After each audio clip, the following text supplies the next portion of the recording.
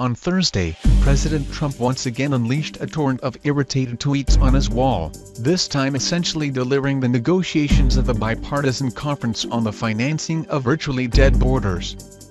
Trump said the agreement will not happen because the Democrats will not give him his wall, and that the wall is already being built.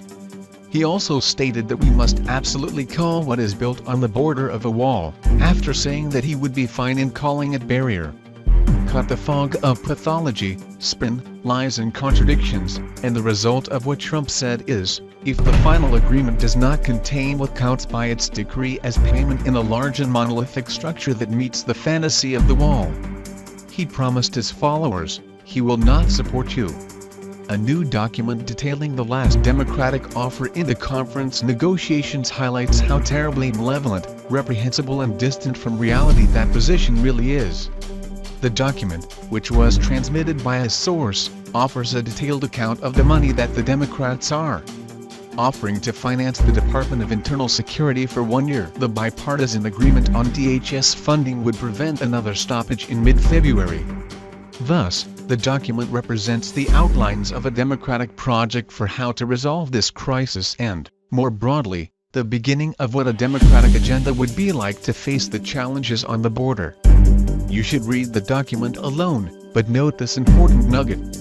The Democrats offered $500 million to address humanitarian concerns at the border, including medical assistance, more efficient transportation, food and other consumer materials, and to support at least one temporary installation prototype 72 hours or less with better conditions and services for migrants. This money would alleviate the crushing of families seeking asylum on the border, improving the facilities where asylum seekers are kept before their initial processing, improving the transport of remote areas and adding medical attention. For some reason, in many press articles on the debate, that humanitarian side of the Democratic offer remains neglected. The main focus has been the security money at the borders that the Democrats are offering. But that $500 million to face the humanitarian crisis is really a big business. He would address what we continue to see in the news, migrant families living in terrible conditions because of the border infrastructure that was never projected to deal with that type of immigration. Migrant children at risk due to precarious conditions, or lack of transportation outside remote areas, or due to lack of tracking or adequate treatment. The document also contains some other things. It suggests that the Democrats add a legislative language to reduce the funding of immigration and customs detention beds. And it would spend real money on several aspects of border security, such as almost $200 million in a combination of new vessels, aircraft and sensors, as well as increasing the time for air patrols. There are many other things in that sense.